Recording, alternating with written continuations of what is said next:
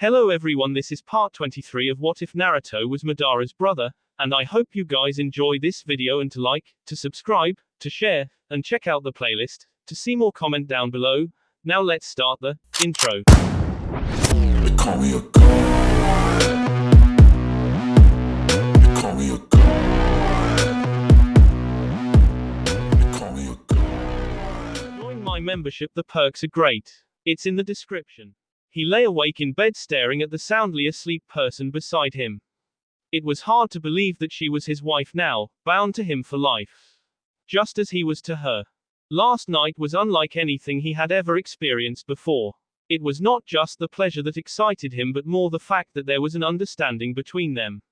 She had trusted him with everything, be it the future of her family or her own body, had understood and accepted him for who he was. And it made him feel horrible. He had promised to treat her as his queen, his lawful wife, his equal. To love and care for her, to provide and protect her from anything and everything. All his life he had lived by his own sense of honor. It was the only thing that had kept him sane after the things he had seen and done over the years. Others might consider it a stupid moral which shinobi should never abide by. But to him it was everything. If one cannot trust their own words, how could they expect others to do the same? But now he could slowly feel his honor slipping away from him. The sense of righteousness and justice that had always given him strength was now becoming his weakness because every second he realized he was lying to his wife. Honor dictated that he tell her the truth about his daughters with Shizuka. It was the right thing to do, and it was not as if he had done anything wrong because the deed was done before he ever met Tsunade.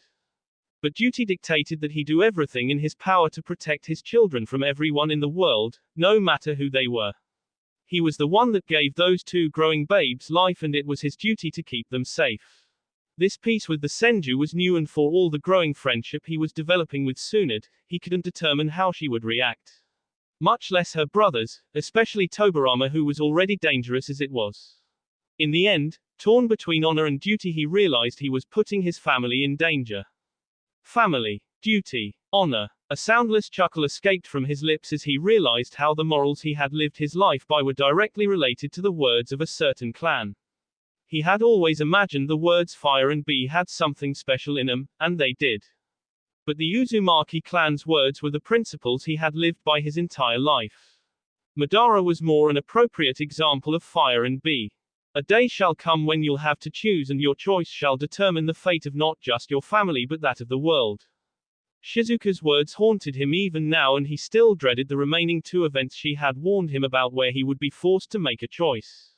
The clone gave her a last smile before he joined beside its creator. She remained silent and mesmerizingly watched as Naruto donned a fresh pair of clothes minus a shirt which only served to arouse her more.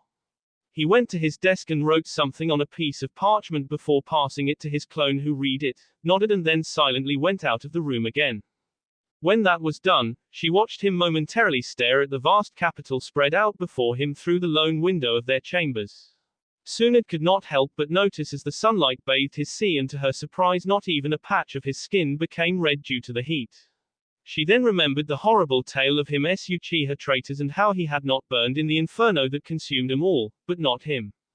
Maybe some of the tales were not false. Maybe few of his kind really did descend from dragons. It was the only phenomenon she could think of, for no matter how powerful a ninja was, they were still vulnerable to fire. But not him. The young dragon, they all called him and she could not help but agree as she watched his form in the light that the name truly suited him. Naruto. He turned towards her with a gentle smile and she could not help but feel greatly happy.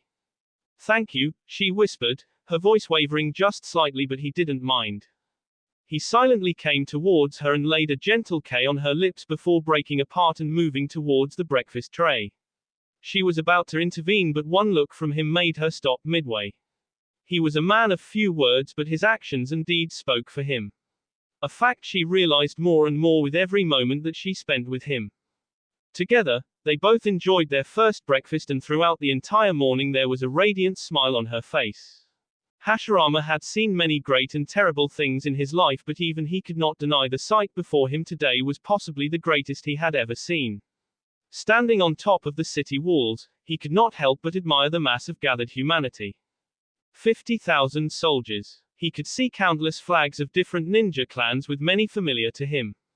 Half of the army was made up of ninjas of all sorts, be they clan warriors, nomads, or individuals. The remaining half was made up civilian soldiers, shogun warriors, samurai, and a few mercenary companies. It was possibly the largest and most powerful army united under one banner for the first time after the Sage of Six Paths reigned over the world. And every one of these fighters was here for one reason alone. The War of Conquest. Once upon a time the Rikudo Sennin and his family ruled over the entire world, but that dynasty shattered due to the war between Indra and Ashura. What was once a united realm was divided into so many pieces, with different nations rising and falling over the thousands of years. But now the true rulers of the world were now determined to get back what was theirs. The Uchiha and Senju were destined to rule over the world, maintaining the peace the sage wanted. Hashirama knew this war would take many lives, but he had hoped that once the world was united, the scale of conflict could be controlled to an extent. He was no fool to think that war would ever end, despite what many believed. It was in man's being, and so long as there were men, there would be war. But it was also true that peace could also be maintained if men wanted it. In a way, it was not just the desire for peace but many other favorable factors that contributed to this change.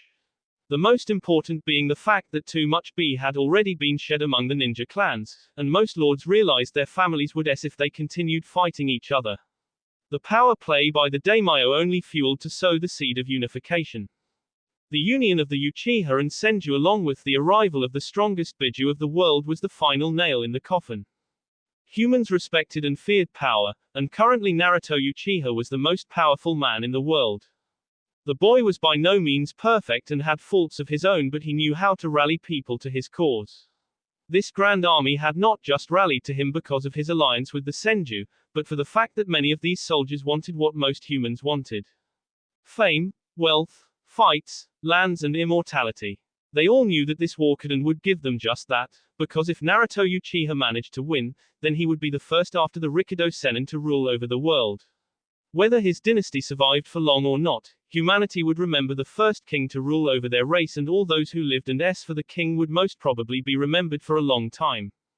Another beneficial factor was the fact that the alliance with the Senju and the daimyo's resources gave Naruto the ability to start this war.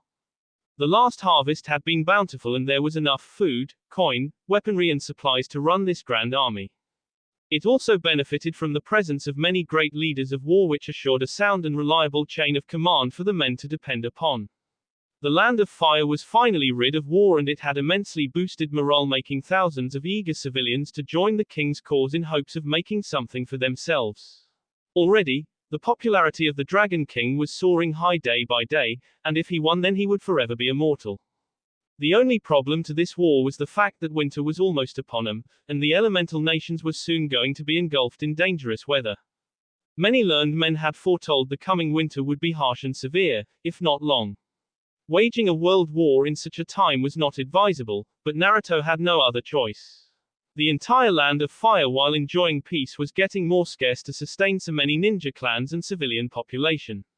More than that, old feuds that were being kept in check for now would soon resurface if these men and women were not given a cause to fight for. One way or another, this war had to happen if Naruto's reign was to last more than a year. Hashirama glanced at the most tallest and powerful banners among the army. On the left flank was a flag very familiar to him, with a roaring antler flying high in the sky. Ours is the Fury. Not many of his people often recited their clan's words, but those were the words of their ancestors, and Hashirama knew they were more true than ever, for even the mighty Uchiha had been wary of the Senju's fury if they went too far in the war. On the right flank was the famous and dangerous dragon banner of the Uchiha clan, flanked by many smaller ones of their allies and comrades alike. Fire and be. Every Uchiha ever born often chanted those words more than 1,000 times in their lifetimes. For all their arrogance and stubbornness, they were one of the finest fighters in the world, feared and respected even by the Senjus. On top of both these banners was a new banner. It was unique, but at the same time a combination of the best traits of both clans. A roaring three-headed dragon. Hashirama could not help but respect Naori Uchiha's shrewdness, as she took the best of both clans to give an idini to a dynasty that shall rule over the world if the gods were in favor. It gave due respect to the families it originated from, but at the same time placed the dynasty above them as well.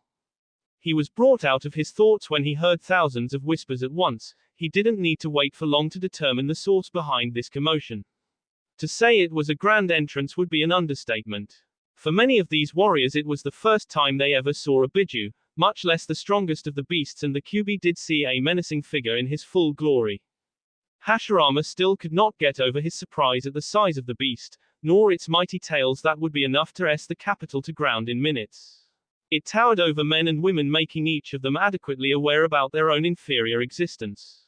If rumors were to be believed, many Uchiha were already starting to worship the fox as their new god. When the beast roared, every soul across thousands of miles of earth was silenced, with every pair of eyes glancing at the beast and the golden armored warrior standing on top of it. The war strategy had already been discussed among the top ninja leaders, and various leadership appointments were already finalized during the Royal War Council. But any leader was worthless unless their men supported them, and the Dragon King knew that very well. Hashirama had been more than pleased on seeing the radiant smile on his beloved sister's face when he met her in the morning. She had assured him that Naruto was truly good and kind to her, even going so far as declaring her his equal in front of all the leaders. Not only did he allow her to fight by his side in this war, but also made her one of his commanders. Under the guidance of Dane Nara and other leaders, the war strategy was decided based on the information collected over the past few weeks by the Shimura, Inuzuka and Aburame scouts stationed at the borders. Word had spread of Naruto's coronation and his intent to rule over the world.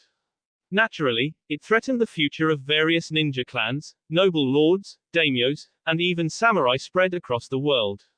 It was not a surprise when news came that two great armies had been formed to destroy the Dragon King and his allies.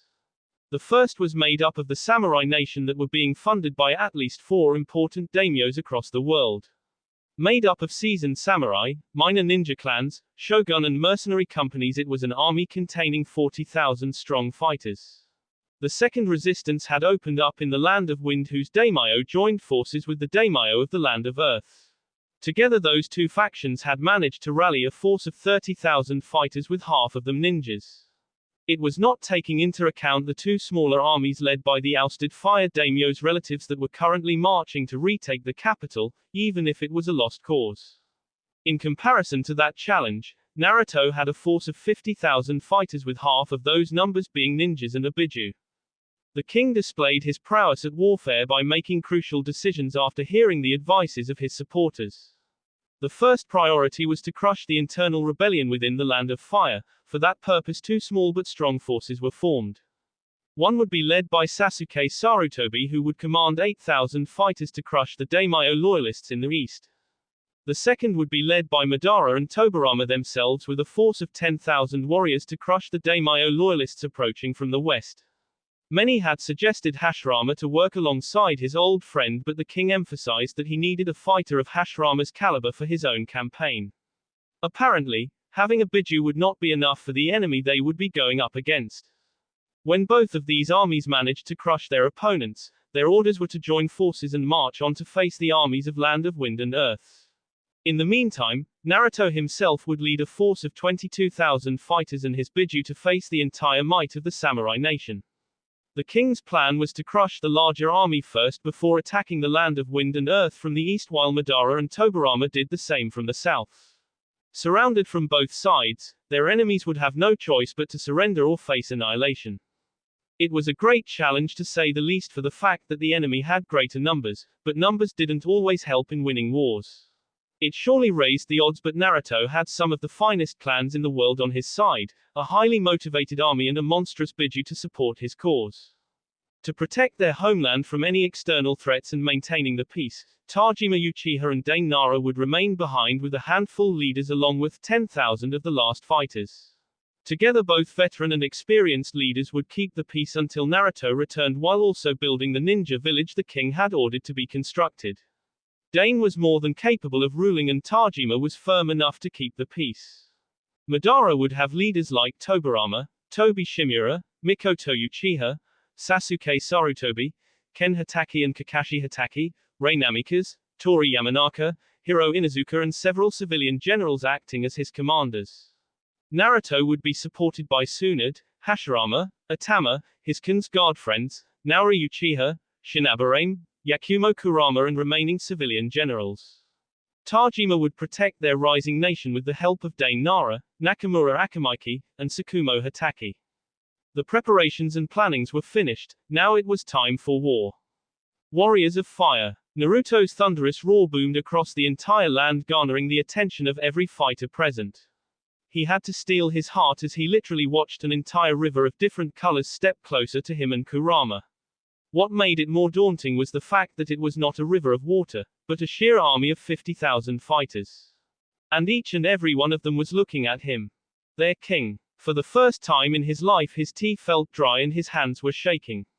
He knew becoming king would give him great power, but watching this army before him frightened him. The fate of all these souls rested upon his decisions. Standing so high on Kurama's back made him oblivious to the idini of every fighter, but he knew they were all looking at him. They had answered his call to arms, now it was his duty to lead them. But gods damn him if he wasn't excited and scared at the same time. For far too long has this world remained divided. For far too long we have killed each other in the name of our families, for honor, for glory, for revenge. Long have we forgotten the time when our ancestors ruled this world, long have we forgotten the fact that our ancestors shared their homes, their lives, their families with each other, roared Naruto passionately. He stepped at the edge of Kurama's head so he could be visible to each and every man, woman and child present here. Whether he liked it or not, whether they believed it or not, whether he was worthy or not, he was their king. It was the Great War that broke us apart. But the Great War is over, yelled Naruto defiantly. Thousands of approving roars were unleashed at his statement, which was a stark proof of the fact that perhaps Hashirama and Naruto were not the only ones who craved for peace. Still, he was here to unite everyone regardless of the different views. You are here not to fight for me but to fight beside me. To take back what is rightfully ours, to once again unite mankind once and for all. A small smile graced his lips when from the Uchiha side started a thunderous roar with thousands of men banging their fists against their shields and armor. What surprised him more was the fact that the call was valiantly answered by the Senju side as well. From this day forth we fight for more than ourselves. From this day we fight to preserve, protect and unite mankind. In fury, fire and bee was this world created. It is time we reunite it again with fury, fire and bee. We are not conquerors. We are not raiders. Tajima's breath stopped when he watched his son unleash the Uchiha's ancestral weapon high in the air. There was a momentary illumination as the light of the sun was dwarfed by the sword's light, which bathed Naruto in all its glory, making thousands upon thousands gasp at the sight before them. Arise. Men of Dawn. A deafening sea of roars engulfed the land for thousands of miles as friends and enemies, comrades and rivals, civilians and ninjas, men and women all unleashed their swords, their shields, their spears, their flags and gave out a battle cry that was more louder and fiercer than the one unleashed by the giant Biju before them. Kurama had never understood why his creator had always insisted to have faith in humans. The Sage of Six Paths belonged to a race greater than the humans, yet he had loved this race as if they were his own children. He had fought for, believed and eventually for these strange creatures. For a very, very long time Kurama had only seen the worst side of this race, but today for the first time in his existence he felt hope for them. From the corner of his eyes, he saw the man who made this miracle possible point his ancestral sword at the Grand Army. Men of Dawn. Oaths we have taken. Let's fulfill them all. The first Dragon King raised his sword towards the skies, unleashing the cry that changed the world forever. For mankind. Madara watched their massive army starting to split up into three groups as they reached the crossroads point. He looked back and saw the distant silhouette of the capital where they had left his father, Dane Nara, and Tsukumo Hatake in command of 10,000 men to defend their nation. The remaining would march to war. He had been initially surprised by his brother's decision to conquer the remaining elemental nations because his brother was not someone who craved for power like Tajima did. But Naruto had stated that as long as the nations remained divided, their isolation and conflicts would never end. He wanted to bring them all together so that a proper chain of command could be established that could keep ninjas in check and resources to be distributed a little more equally. But the most dark reason behind this war was a simple fact that Naruto knew better than anyone else. There were simply too many ninjas in the world. And as long as men knew how to fight and they would never stop. Madara knew he himself craved for good fights, and there were thousands of shinobi who shared those feelings. In simple but harsh terms, this war would change that. It was a bitter fact that many ninjas, samurai and civilian fighters were going to in this war. Naruto knew this better than anyone because he had made this decision even after being aware of that fact. Madara and Tajima were the only ones who were aware of the king's plan if he won the war. To say it was logical to an extent was an understatement, but it remained to be seen if that dream would ever come true. He angled his warhorse in the direction of his brother who was also watching his own force march in a different direction. Naruto saw him coming and wordlessly approached towards him with the fox right by his side. Madara got off his horse and stepped before his brother. Sometimes it was still hard for him to see this man as a king rather than the little boy who used to run after Izuna. But those days were gone, they were not the same boys anymore.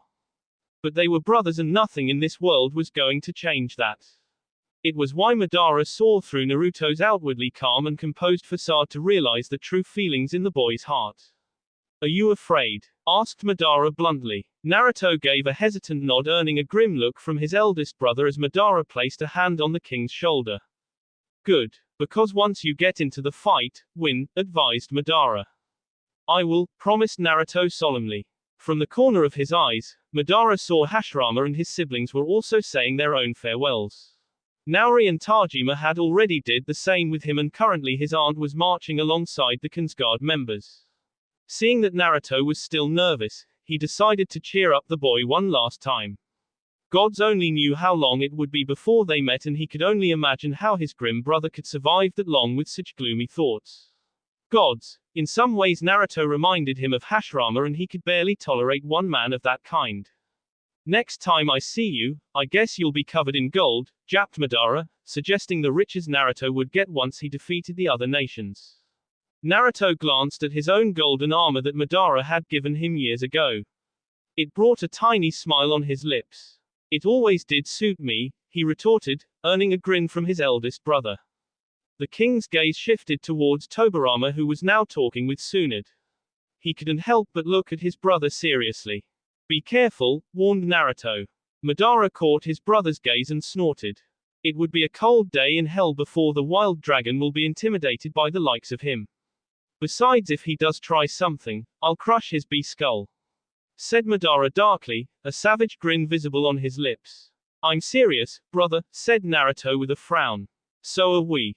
Naruto blinked and found himself facing not just his former lover but also the likes of Tobi Shimura, Rei Namikaze, along with Ken and Kakashi Hatake, the two sons of Tsukumo Hatake. All of them were brave and loyal Uchiha bannermen. Watching them stand around Madara gave him the reassurance he desperately needed. See, I'm well protected, said Madara sarcastically. Naruto ignored his brother and glanced at the people around him. His eyes were as cold as ice in order to make sure they understood his orders. Make sure no harm comes to him. From enemies and other parties, commanded the king. Don't worry, my king. They all would have to go through me, my son Danzo, and every Shimura first before they can even touch our Hokage, promised Tobi fiercely, his intense eyes glaring at Tobirama. Can't let a handsome man like that to be harmed, teased Rei Namikaze, much to Madara's surprise as she winked at him. Naruto raised an eyebrow questioningly at his brother when he saw the faint blush on Madara's cheeks. I guess even wild dragons can be tamed. You saved our sister from the Yamanaka. We'll keep your brother safe, my king, promised Ken Hatake, earning a nod from his younger brother Kakashi as well. Nodding respectfully towards Tsukumo's sons, Naruto turned towards the last person of the group. Even now he couldn't help the stirring in his heart when he looked at her.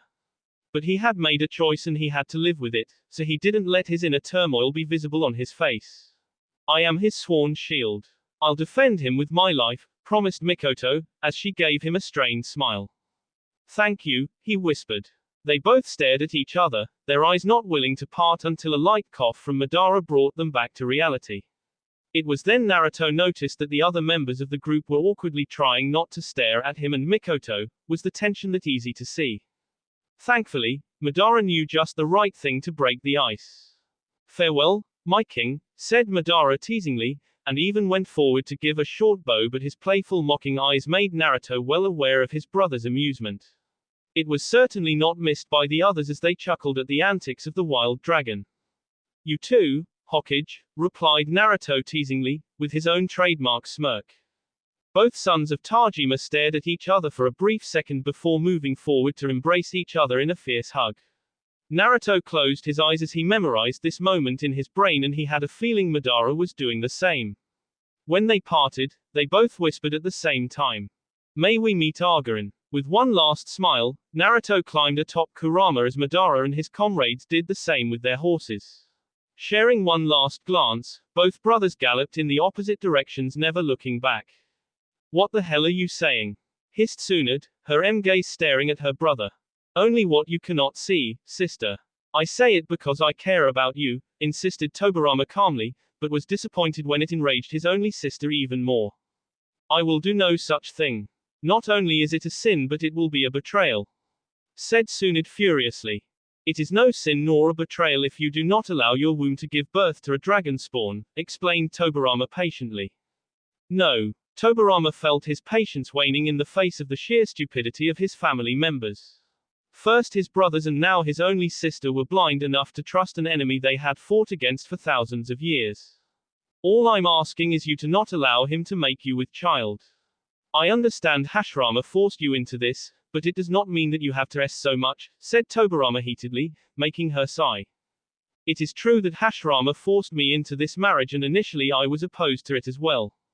But Naruto is a good man, brother. He cares for me if not love me. I will not betray him by whatever children we may have in the future just because you think we should not trust him. I can understand not trusting the Uchiha, but I want you to trust Naruto at least. For me, pleaded Tsunade, taking his hands in her own and hoping to gods he understood her request. Out of all her brothers, Tobirama had always watched out for her most. He could be overprotective and stubborn, but whenever she needed him he had always been there. The only reason this marriage had even happened was because when the decision was made, Tobirama was a prisoner of the Uchiha. She doubted Hashirama could have pulled this union off easily if Tobirama was there. Likely, he would have given Hashirama the most severe tongue lashing of his life, and if he still persisted then Tobirama would have found some other way to make sure she didn't have to go through with this marriage. And she would have thanked her brother for it had she not come to know the kind of man Naruto was. It was not ideal or the best, but she couldn't deny it was not a terrible match. Maybe in time they could hope to understand, trust and love each other. Tobirama glanced at the king followed by few of his own supporters that were lingering nearby. What she was asking of him was a great deal, but after him Tsunade was the one in their family who hated the Uchiha most. She would not be blinded by emotions so easily, but if a person like her was vouching for the K. Had he been wrong in judging Naruto Uchiha? He could not know for certain, but he loved his sister, more than any of her other brothers ever did.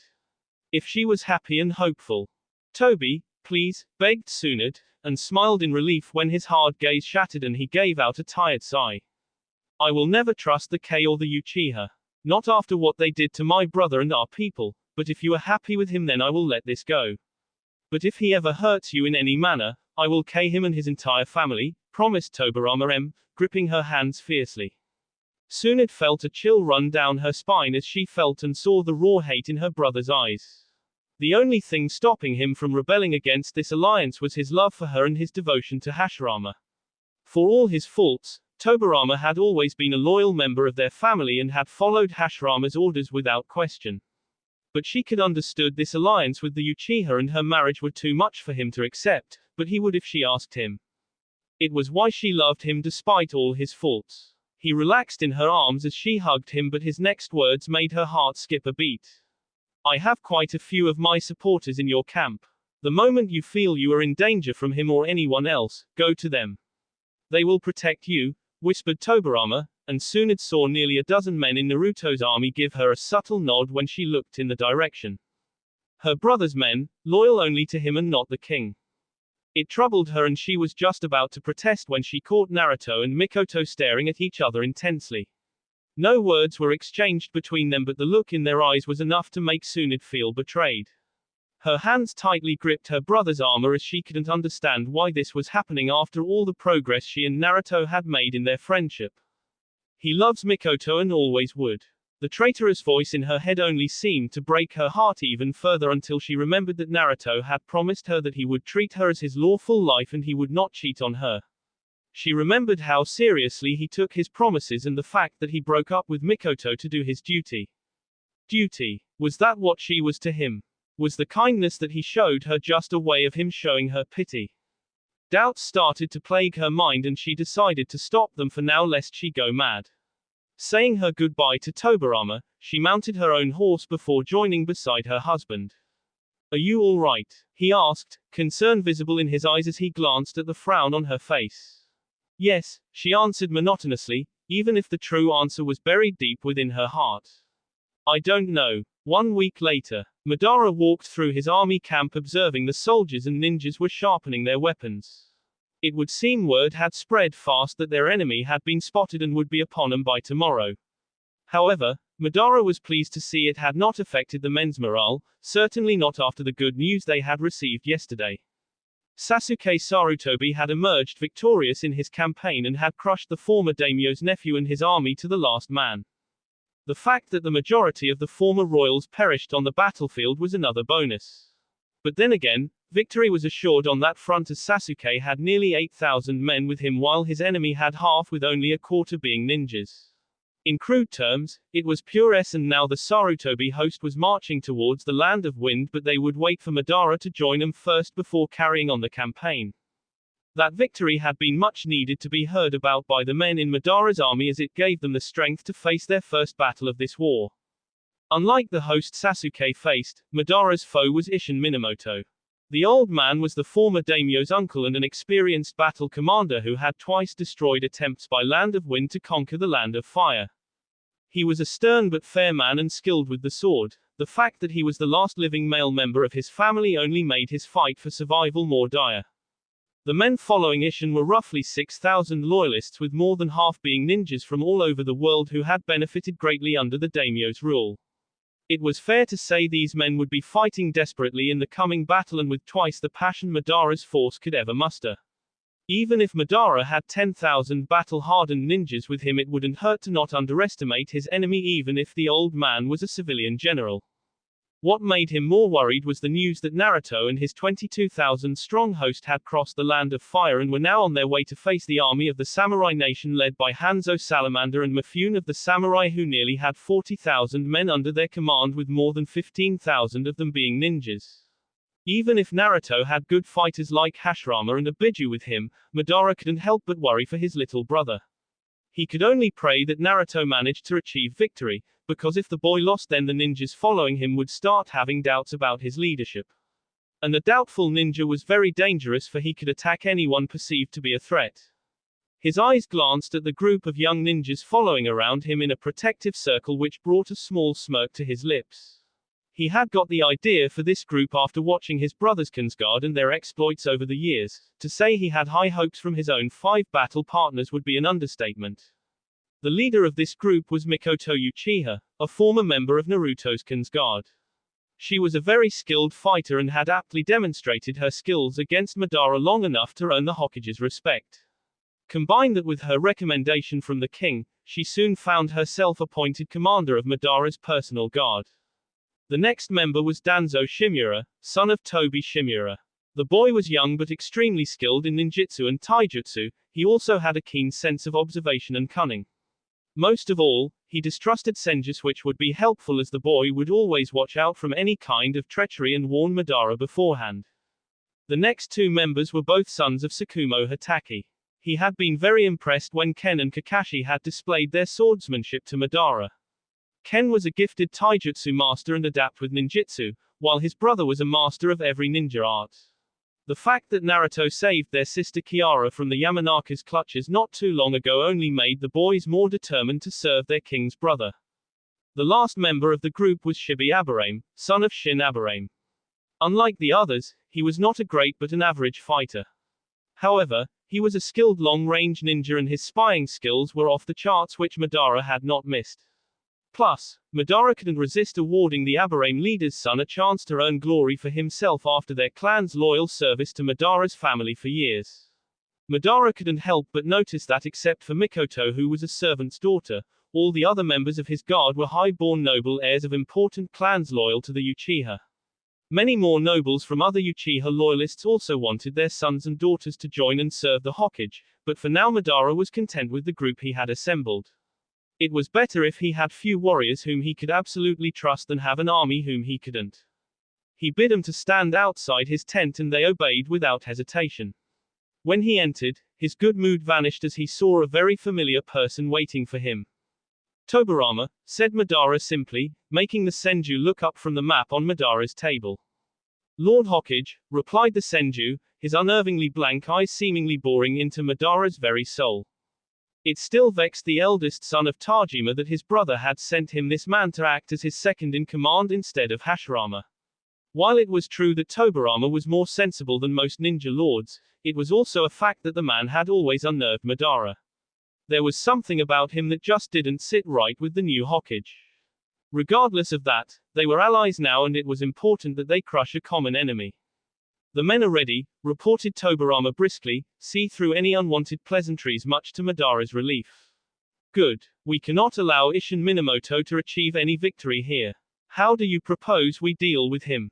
Asked Madara straightforwardly. Tobirama blinked. What? Snapped Madara irritatedly. I never thought someone like you would ask a Senju for advice, answered Tobirama honestly, and was not surprised when Madara sighed. It's not my style but things aren't the same anymore. My brother made you second in command of this host, despite our enmity he sees something in you, Tobirama. I want to see what that is, revealed Madara sincerely. Why did you and your father even agree to this peace? Gods know you two hate my family, said Tobirama seriously, earning a snort from Madara.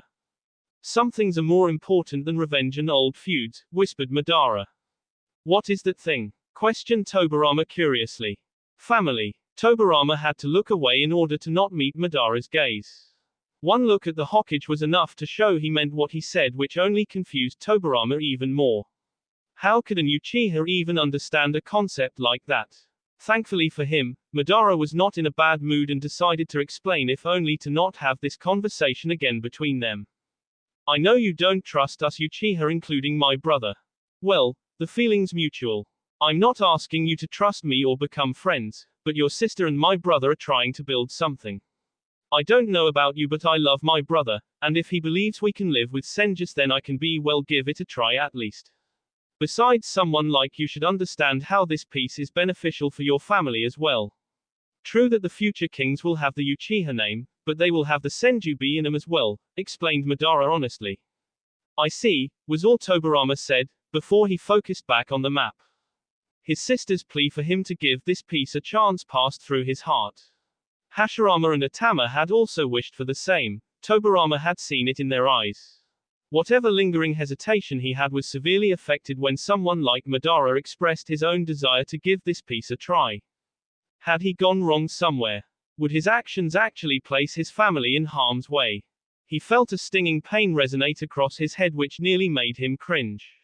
Thankfully, Madara was busy looking at the map and hadn't missed Tobirama's momentary discomfort. No, don't trust the Uchiha. They kill your brother. The voice in his head whispered ever so treacherously and even more insistently than before. He looked at his right arm and from the slight parting in his shirt he could see the area near his shoulder was starting to change. Where once the skin was pale like the moon, now lay a darkened layer that only seemed to spread ever so slightly. The Senju medic he had seen had warned him that it was unlike anything he had ever seen before. He had asked the man to keep this to himself, but it was only getting worse every passing day and Tobirama was running out of time. Tobirama. He looked up to see Madara staring at him with a frown on his face. Yes? Asked the Senju, hoping his voice sounded the same as ever. You're sweating and your hand is trembling, commented Madara, and Tobirama cursed himself for letting the Uchiha see a weakness.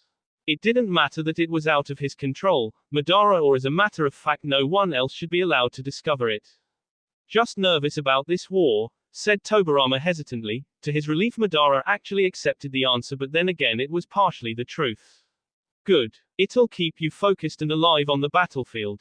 Now tell me your thoughts on the strategy we should take against Isshin. Asked Madara seriously. Tobirama controlled his pain and the treacherous whispering in his head to look at the map and the enemy position. He might not like the Uchiha, but his family wanted peace. It was a bitter pill to swallow, but if someone like Madara could come to terms with this peace, then he had to try. For me, brother. Tobirama violently silenced the whispers in his head as the face of his beloved sister flashed before his eyes. He had not missed how happy she was this morning and how she wanted to believe in Naruto. He might never like the K, but he had a duty towards his only sister. The Uchiha aren't the only one who value family above all else. His trembling hands stopped shaking as he felt strength return back inside his body. His fierce cold eyes glanced at the map as a plan started forming in his head as the whispers faded away. Here's the plan. By the time he was done explaining his idea, Madara was grinning savagely and Tobirama couldn't help but share the feeling even if he remained composed on the outside. He would give the wild dragon a chance to prove himself regardless of what his allies believed or wanted. He would do it for her and not anyone else. Tobirama stood at the outskirts of the Naka River with an army of 9,000 men, all of them currently hiding in the forest just near the river. The Sensor ninjas had already warned him of the approaching enemy and it had sent his forces in a frenzy to ready themselves.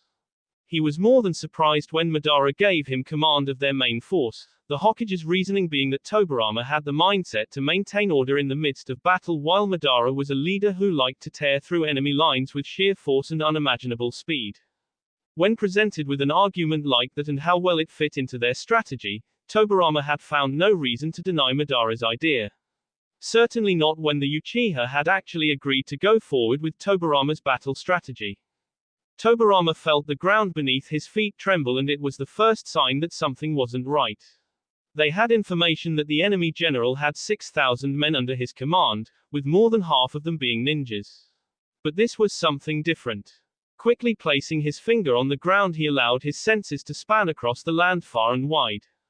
"What's happening out there?" asked Tobi Shimura, as he and nearly everyone else felt the trembling of the ground beneath their feet. No small army could cause such shockwaves. It was nightfall and the moon had been hidden behind dark clouds. Thin wasps of snow were falling from the heavens, making the temperature even more cooler. Tobi Shimura narrowed his eyes when he saw Tobirama pale as he got up from the ground and looked at their men. "Our information was wrong," said the white-haired Senju bitterly, as his fists clenched shut. Before Tobi Shimura or any other commanders could ask the Senju another question, they were all silenced when they saw an endless wave emerging from the forests on the other side of the Naka River. "Those crests," whispered Hiro Inuzuka in alarm. None of the other ninja lords missed what the dog warrior was seeing with his own eyes. For there in front of them was an entire army of thousands and not all of them were civilian fighters. Majority of them bore the armor with emblems of a very feared and hated clan in the ninja world. Kaguya. Tobirama grimaced on watching nearly 3,000 Kaguya standing in front of him with all of them heavily armed and savage grins on their maniacal faces. But what caught his complete attention was one strange-looking person standing at the front of this army. Unlike the soldiers, he was dressed in shimmering blue armor with an emblem that Tobirama didn't recognize. His hair was long and reached up to his waist, but it was pale like the snow and so were his eyes. He carried with him no sword or gunbai, but a spear-shaped weapon that was also white. Judging from the way the Kaguyas were not attacking outright and actually deferring to this man for direction only made Tobirama guess the man was the commander and not Isshin Minamoto, who was standing with the remaining few thousand of his civilian soldiers in the rear. Fighting against civilians and minor ninja clans was one thing, but the Kaguya were an enemy on a completely different level. They didn't fear death and only enjoyed till they were K. They were the most ferocious clan in the world and even the Uchiha avoided provoking them openly. Even a small force of Kaguyas was dangerous for ninjas to face, battling against thousands of those monsters. The king's army shivered when the Kaguyas in a uniform fashion started banging their swords against their armored sea while giving out a thunderous battle cry. The roaring continued to get louder and more ferocious with every passing second, and more than one ninja on Tobirama's side trembled as the terrifying sound penetrated each and every cell of their body. It would have continued if not for a single kunai that flew rapidly through the air and in one strike severed the head of a Kaguya warrior from his en. The roaring of the enemy army stopped as they watched the headless body fall gracelessly at the river bank. Nearly half of the river started to rise up high and high in the air, making the Kaguya warriors take a step back in alarm. A lone warrior in senju armor stepped out of the forest with a lightning cackling sword in his hand. His eyes were as cold as ice and his one hand was outstretched controlling the rising mass of water. When he looked at the men behind him, they all saw nothing but cold fury in his eyes. "Send these mad animals to hell," roared Tobirama. With that war cry he unleashed the amassed body of water right towards the enemy army. But before it could swarm the Kaguyas, that lone pale-haired enemy commander walked forward fearlessly. Tobirama saw veins emerge around the man's eyes and his entire body glowed with pure blue chakra. The strange warrior unleashed a tidal wave of pure chakra from his hands that clashed against the massive river water wave. Steam and boiled weather flew across the riverbank, making many across both armies dive for cover. With the initial attack neutralized, the pale-skinned warrior gave out an unearthly battle cry and pointed his hand right at Tobirama. At once, the Kaguyas charged. Tobirama was rooted in his spot as he watched the unknown enemy commander freeze the entire Naka River, allowing the Kaguyas to cross without any opposition. At the same time, a dark wave of arrows was unleashed from the rear by Isshin Minamoto and his civilian fighters. Thousands of more battle crews joined the fray as dozens upon dozens of Uchiha charged ahead of Tobirama, forming a protective formation around him.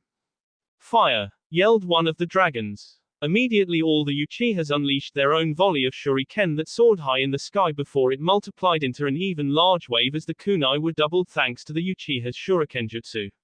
With a mighty roar they clashed against the volley of arrows, sending shattered metal pieces raining all over the river bank. Despite the valiant effort, many of the lethal projectiles broke through the defense and several ninjas cried out in pain as they were sent crashing down. While the Uchihas protected their leader, the Inuzuka had charged ahead ferociously with their battle dogs. Their clash against the approaching Kaguyas was heard by every man present as body parts and bee was sent flying everywhere. Tobirama saw a large force of Kaguya charging towards him and the Uchihas around him. "Combination," he commanded, thankful that the past week had given them time to at least familiarize their forces in working together. It was not perfect, but at the very least they would not outright reject his commands. Fire style, fireball jutsu. The Uchihas were joined by the Sarutobi warriors as they too unleashed nearly 100 magnificent fireballs at the charging enemy. The enemy savages were not to be intimidated as hundreds of them retaliated in kind with similar attacks. Dozens of men and women on both sides screamed in agony as the volley of fireballs started to be exchanged at a rapid pace, even as a large force of Kaguyas clashed madly against the forces commanded by Tobi Shimura. To his credit, the Shimura leader was as vicious as the enemy and mercilessly started every single one of his foes. The fearless persona inspired many others to join the fray against the Kaguya. Tobirama grimaced when another volley of arrows was fired by the civilian fighters on the other side of the frozen river. What shocked him was the fact that this barrage rained down mercilessly Tobirama's fighters and Kaguyas both. However, for every Kaguya that's in the friendly fire, 3 more of Tobirama's fighters went down. He was alarmed when one of his civilian commanders was literally pulverized on the spot by the pale-haired enemy commander.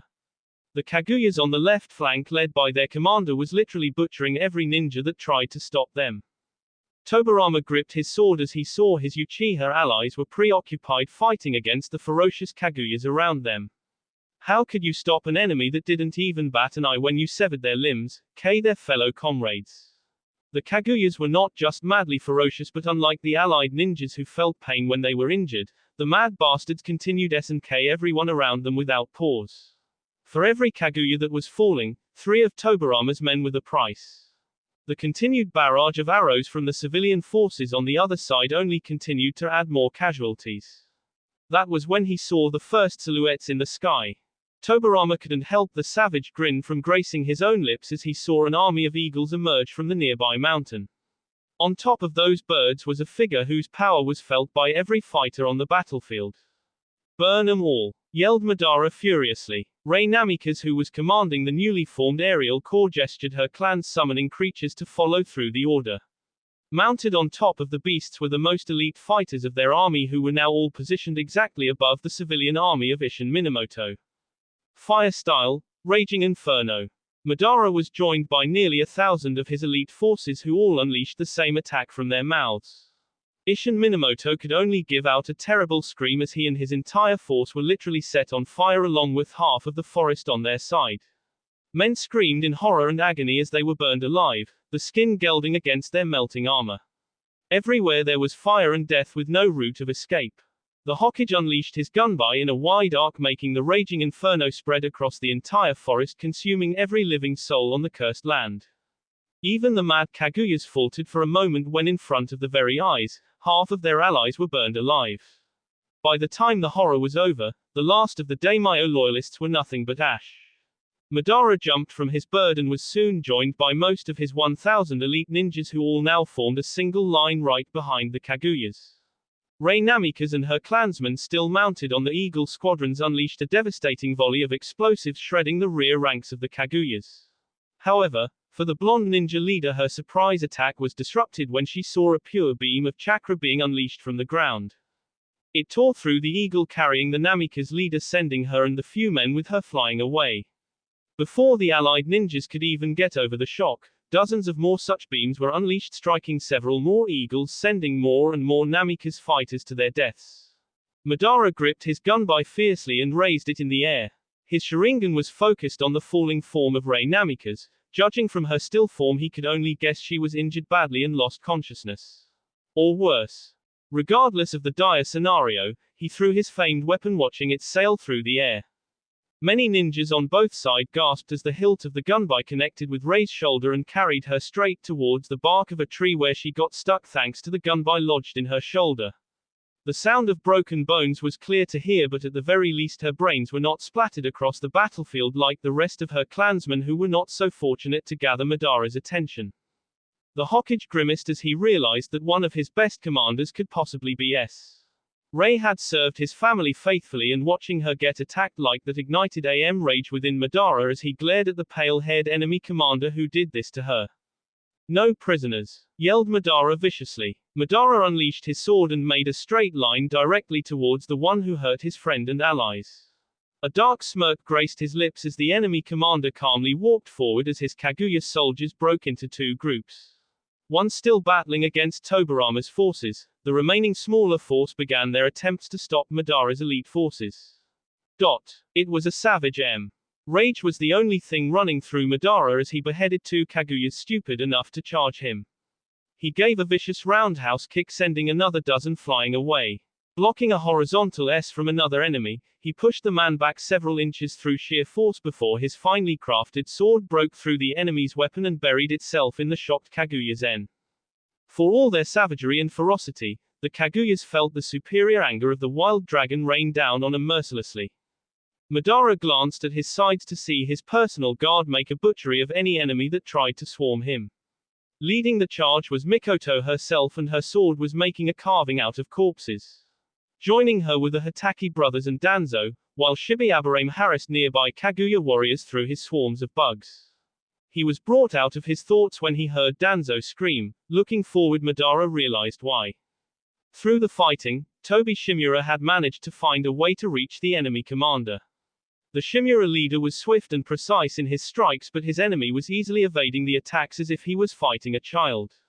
The dance didn't continue long as the enemy commander made a horizontal S with his strange weapon and it shattered Tobi's sword like it was made of glass.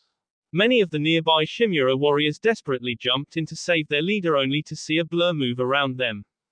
The enemy commander started rotating, sending large shockwaves of chakra that hit the Shimura warriors brutally. Madara cringed when he literally heard ends snap, heads burst and limbs fly as every Shimura was thrown away.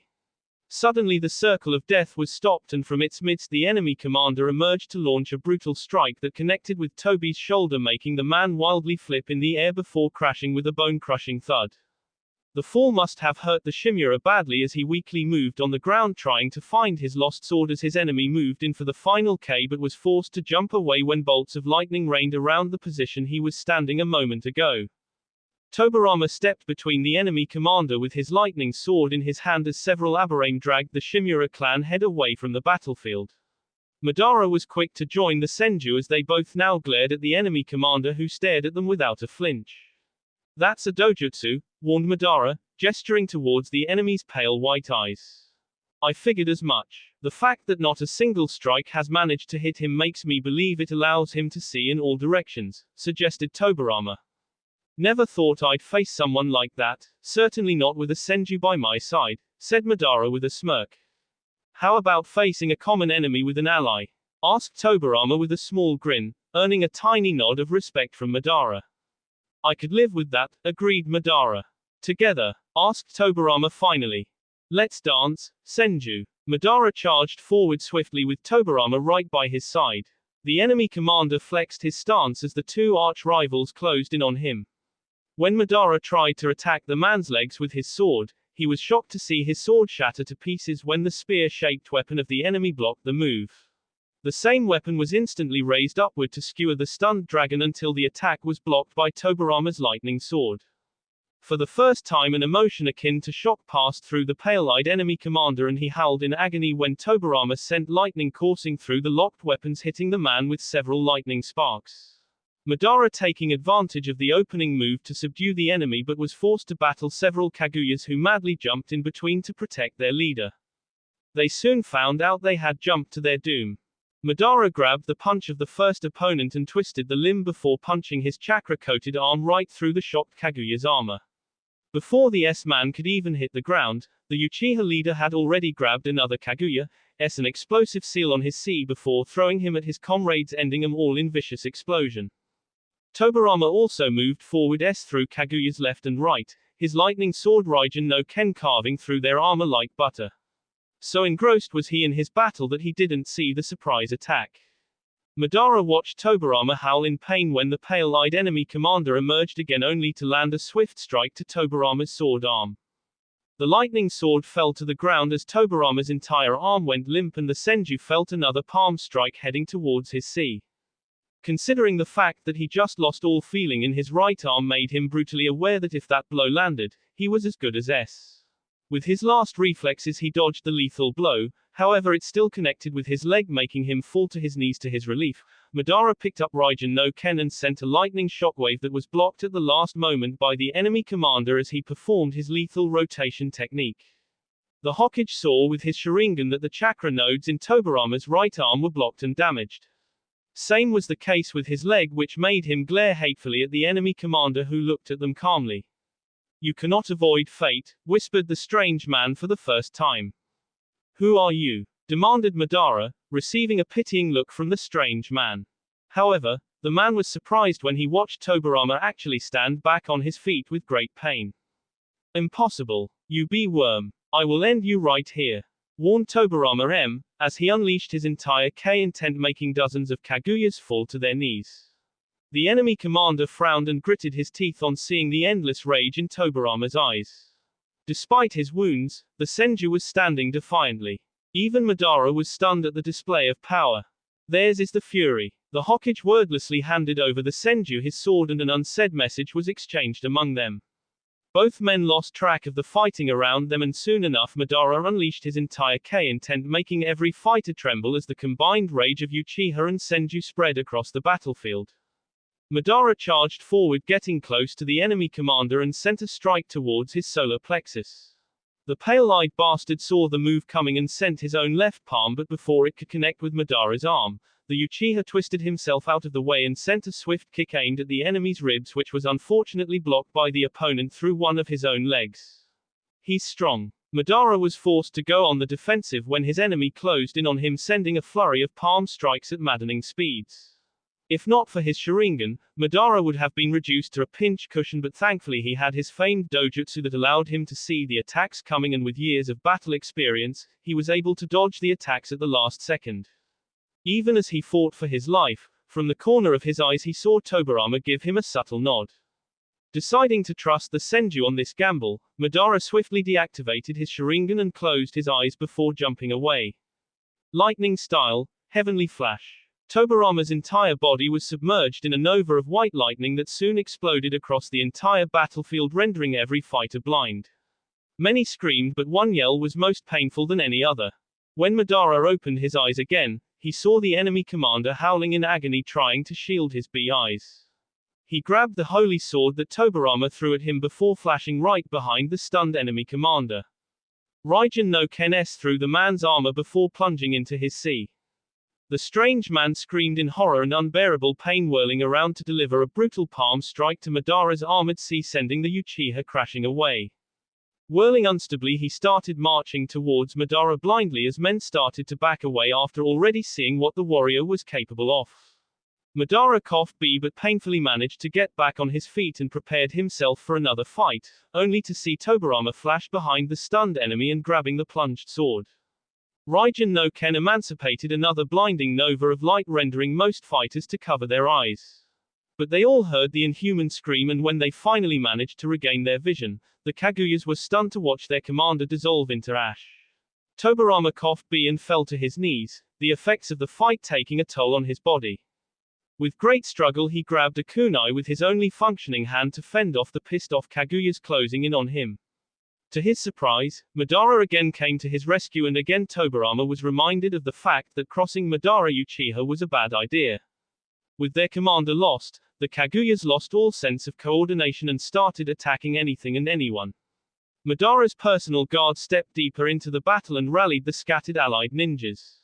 Long minutes of savagery and passed, but soon enough the Kaguyas were cornered with allied ninjas surrounding them on all sides. Tori Yamanaka was smart enough to trap the ferocious warriors in a barrier. Madara stared at the remaining 900 enemy ninjas that were desperately trying to break through. Never once did he see in their eyes the desire to surrender which made him arrive at his decision. He gestured to Tori Yamanaka, who nodded in consent, cementing Madara's resolve. With a dark grin, he looked at his clansmen. Uchihas, give them fire and commanded Madara, and watched in satisfaction as his clansmen stepped all over the barrier's edges. If the Kaguyas had any brain cell in their heads, they would have formed a defense formation and fought as one, which could have given them a chance of survival a little longer. However, when the barrier dropped, the savage warriors tried to charge out, only to hear the last words of their life. Fire style, pits of hell. The Uchihas unleashed a tsunami of fire from their mouths that formed a raging inferno, trapping the Kaguya warriors. Many tried to jump over but were seized down by precise kunai strikes of Sarutobi and Shimura ninjas. Slowly the inferno started to close in, burning many Kaguyas in its path, yet the allied ninjas were again to be shocked. Stepping over the piling mass of corpses, the last of the Kaguyas used the chance to jump over the inferno and try to take out as many enemies. Many exploded themselves with the help of explosive tags, taking out dozens of Madara's ninjas in a flash. Few even tried to take out the Hokage but were mercilessly seized down by Madara's personal guard. The inferno had trapped the last few hundred Kaguyas so thoroughly that now there was no chance of escape. Still there was defiance and never-ending burning in their mad eyes. Instead of begging for mercy, they huddled closer to each other and grasped their hands. Many allied ninjas, including Madara, took this as a last act of their enemies choosing to rest together. Tobirama, however, felt the disaster that was coming. Madara, seal them off now. The Senju couldn't finish his warning as he was sent flying away courtesy of an explosion akin to a miniature Bijudama that erupted from the middle of the inferno. Everything went silent. After what felt like an eternity, Tobirama groggily regained the first of his senses. His head was throbbing, many of his muscles were screaming in agony, and he definitely felt his leg was broken. When he first tried to open his eyes, all he saw were dark blurs, but he didn't give up. After several failed attempts, he finally managed to look at the sky, only to see it covered in dark smoke. Rubbing his eyes, he managed to make himself sit upright and gingerly raised his only functioning hand to see something land on his palm. His breath stopped when he realized it was not the dark smoke that he had seen in the sky, but ashes. Horrified and alarmed, Tobirama wildly glanced around, only to see a massive crater now present on their side of the riverbank. It was at least 30 feet long and another 50 in depth. It was then Tobirama heard the and screams. He felt something inside of him snap when he saw thousands of allied ninjas lying all over the battlefield.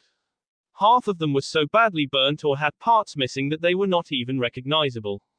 Those who had survived soon discovered death would have been better, as many were missing limbs, eyes, and many other vital body parts. Tobirama heard another curling scream and saw Kakashi Hatake being desperately held back by Danzo and Mikoto. The reason for the boys' grief made bile rise in Tobirama's tea. In order to save their sworn leader, Ken Hatake had valiantly placed himself between Madara and the S-chakra explosion unleashed by the Kaguyas as their final act of vengeance. In doing so, the now heavily B Hokage was saved and so were Ken's comrades. But, despite being a veteran of hundreds of battles, Tobirama had never seen a sight that he was seeing tonight, and one which made him vomit the last of his meal on the ground. For in front of him, where once stood the eldest son and heir of Tsukumo Hatake, was a badly burnt skeleton that was still standing in a self-s manner between himself and Madara. Every inch of skin, clothes and armor had been vaporized, leaving only a husk behind. A husk which soon turned to ash, making any trace of Ken Hatake disappear from the world forever. Tobirama felt his resolve break as he saw nearly a quarter of their army was utterly wiped out. Another large contingent of ninjas were so badly wounded that he doubted they would ever be able to fight again. Those that had managed to survive this devastating battle were numb with shock, horror and pain at what they just went through. As the last of his strength faded away and darkness circled his vision, Tobirama fell to the ground once again. His mind was so numb and his heart was still unable to believe what he just witnessed. As the last of his vision faded away, he saw 4 figures with pale white eyes watching them from the forest across the other side of the riverbank. That will be all for this video. Be sure to like, subscribe, share, and comment down below for more videos. Goodbye.